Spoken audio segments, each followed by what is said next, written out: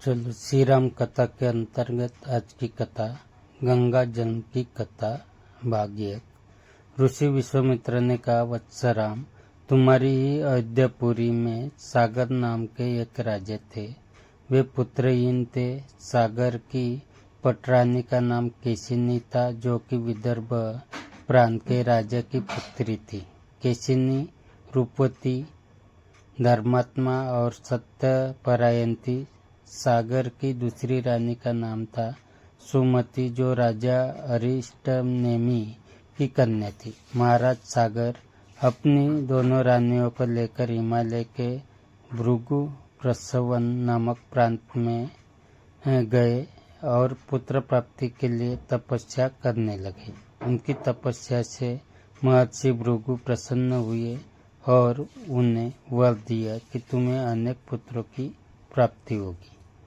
दोनों रानियों में से एक का केवल एक ही पुत्र होगा, जो कि वंश को बढ़ाएगा, और दूसरी के 60,000 पुत्र होंगे। कौन सी रानी कितने पुत्र चाहती है, इसका निर्णय वे स्वयं आपस में मिलकर कर ले।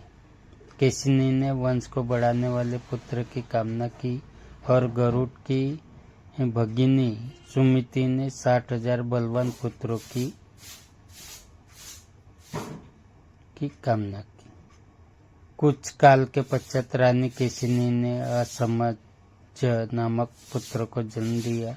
रानी सुमति के गर्भ से एक तुम्बा निकला, जिससे फोड़ने पर छोटे छोटे 60,000 पुत्र निकले। उन सबका पालन पोषण घी के घड़ों में रखकर किया गया। कालचक्र व्यतीत होते गया और सभी राजकुमार युवा हो गए। सागर का ज्येष्ठ पुत्र असमज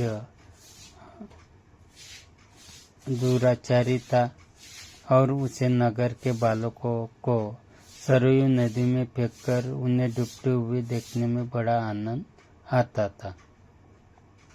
इस दुराचारी पुत्र से दुखी होकर सागर ने उसे अपने राज्य से निर्वासित कर दिया।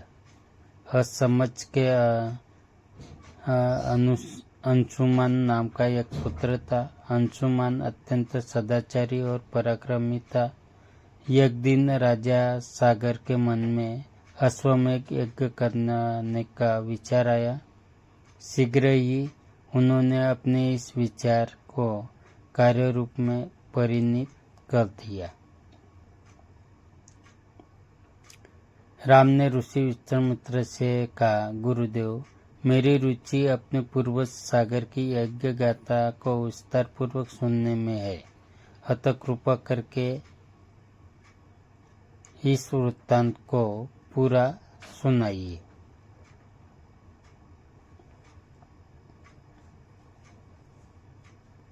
राम के इस प्रकार जिज्ञासा व्यक्त करने पर ऋषि विश्वामित्र प्रसन्न होकर कहने लगे, राजा सागर ने हिमालय एवं विंध्याचल के बीच की हरितिमायुक्त भूमि पर एक विशाल यज्ञ मंडप का निर्माण करवाया।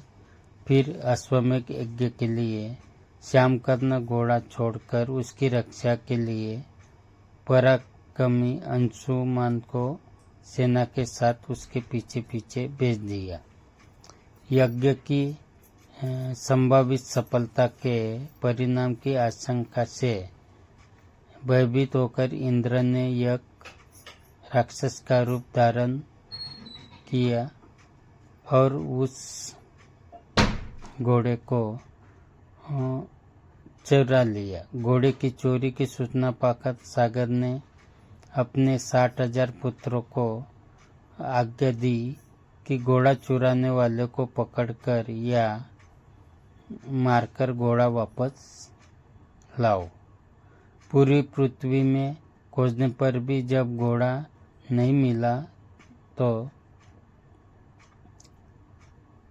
इस आशंका से किसी ने घोड़े को तहखाने में न छुपा रखा हो, सागर के पुत्र ने संपूर्ण पृथ्वी को खोजना आरंभ कर दिया। उनके इस कार्य से असंख्य भूमितल निवासी प्राणी मारे गए। खोदते खोदते वे पाताल तक जा पहुँचे। उनके इस नृशंस कृत्य के विषय में देवताओं ने ब्रह्मा जी को बताया तो ब्रह्मा जी ने कहा कि ये राजकुमार क्रोध एवं मद में अंधे होकर ऐसा कर रहे हैं। पृथ्वी की रक्षा कर दायित्व कपिल ऋषि पर है, इसलिए वे इस विषय में अवश्य ही कुछ न कुछ करेंगे। पूरी पृथ्वी को खोदने के बाद भी जब घोड़ा और उसको चुराने वाला चोर नहीं मिला तो निराश होकर राजकुमारों ने इसकी सूचना अपने पिता को दी। क्रुद्ध सागर ने आदेश दिया कि घोड़े को पाताल में जाकर ढूंढो।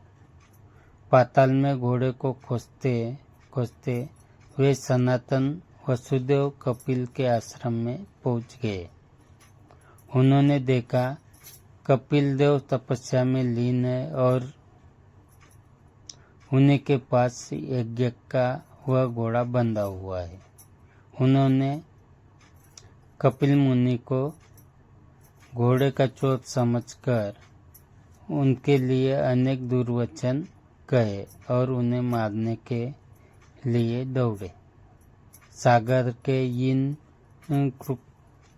कुकृत्यों से कपिल मुनि की समाधि भंग हो गई। उन्होंने क्रुद्ध होकर सागर के उन सब पुत्रों को भस्म कर दिया।